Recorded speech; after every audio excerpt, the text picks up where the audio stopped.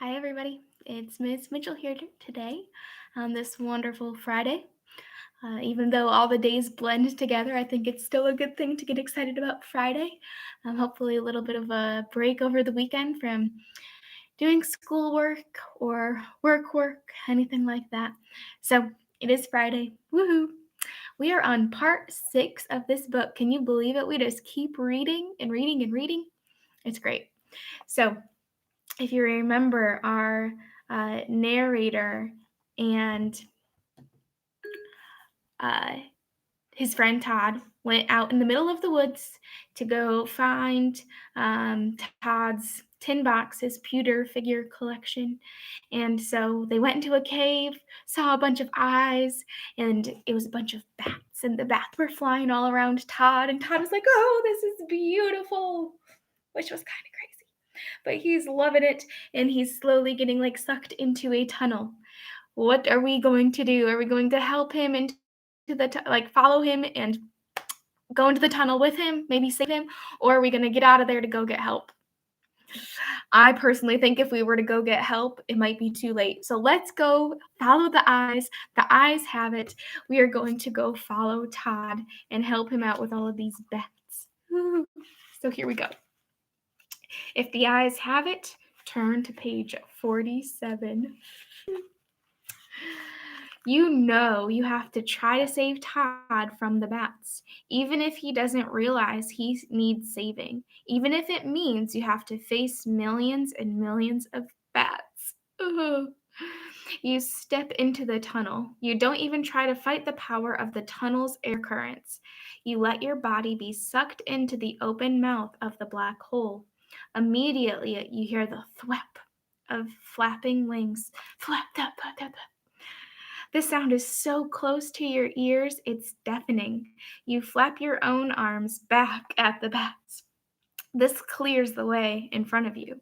Now you can see the choice you must make. Ooh, you're given another choice today. Let's do this one live as well. So get ready if you're watching live to make a comment for our choice coming up. So, there are two more tunnels at the end of this tight, squeezing passageway. Above the sound of the bat wings, you hear the roaring of rushing waves of water. The sound is coming from the tunnel on the left, and from the tunnel on the right comes a wicked howling that can only be one thing: wolves. So, are we going to go to the tunnel of the waves? We're going to go to page 51. Or are we going to brave the tunnel of the wolves? Page 130. So, waves or wolves? This is a tricky one, isn't it? And I wonder which way Todd went. So, we're going to go to the left, and the left is the water, I believe. The sound is coming from the tunnel on the left, the roaring and rushing of water. So, towards the tunnel of the waves. Yes, is that where we want to go?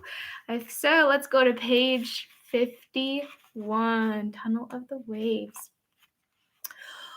Whoosh! You step into the tunnel of waves. A sudden flood of hashtag waves, not wolves. Nice hashtag. Great. You step into the tunnel of waves. A sudden flood of icy water forces you forward through the tight-fitting tunnel.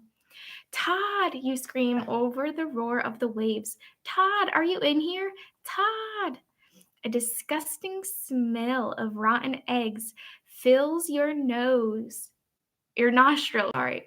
Sulfur, eek, you say to yourself. You remember the same horrible smell coming from the old mill pond at home. You try not to breathe it in as you scream out one more time, Todd! No answer. You gasp for fresh air from somewhere, anywhere. Then you struggle against the pounding pressure. A wall of waves pushes you from behind. It's no use. You stop fighting the waves. Instead, you stretch your arms out over your head and just go with the flow. Water fills your ears, your eyes, your mouth. The enormous crashing waves carry your body through the tunnel, and there is no end in sight. Float on to page 67. You're floating in a new tunnel now, you're sure of that. The feeling here is completely different. The tight grip of the waves in the tunnel of waves has loosened. You are floating on the surface of a calm, smooth body of water. The closeness of the tunnel's walls has given way to open air. Your eyes see nothing but blackness as you bob slowly up and down in the water. The sulfur smell is gone, replaced now by odorless air. I can breathe again, you shout into the darkness. I can breathe again, your own voice echoes back. I can breathe again, I can breathe again, I can breathe again. Hello, you cry, testing the echo again. Hello, hello, hello. Your voice returns from the pitch black nothingness all around you. You are alone. The only sound is the sound of your own voice and the sound of your own breathing. But wait, what's the other sound right next to your ear? Strain your ears to hear better on page 23. Oh, goodness. We're doing a lot of reading today. You thought you were alone, floating in the darkness, and you thought your own breathing was the only sound around. But now, right next to your ear, you hear other breathing. Air is being sucked in and blown out. Air in, air out. You strain your ears to listen better. You hold your own breath so you won't confuse it with this new sound. Yes, it is breathing. Slow, even, steady, deep breathing. Air in, air out. Air in, air out. The rhythm is as regular as a sleeping giant's breathing. But in the darkness, you see nothing. Your eyes are no help to your ears now. All you can do is listen. Air in, air out. Air in, your own breathing begins to join in the rhythm. This is a good time. Take a couple deep breaths. Air in, air out. Remember to do some deep breathing today. Here we go. Air in, air out. Keep breathing and go on to page 113. Oh gosh, let's see what's going to happen here. Air in, air out. Air in, air out. With the next air in, your floating speeds up. You're no longer bobbing slowly up and down on a calm body of water. Now you are being towed by some force you cannot see. Help! You scream. Help, help, help! Your own voice echoes. Oh, it's no use, you cry. Oh, it's no use. Oh, it's no use. The echo agrees with you. In one final pull of the Air Force, you are sucked into another tunnel, a long, narrow tunnel.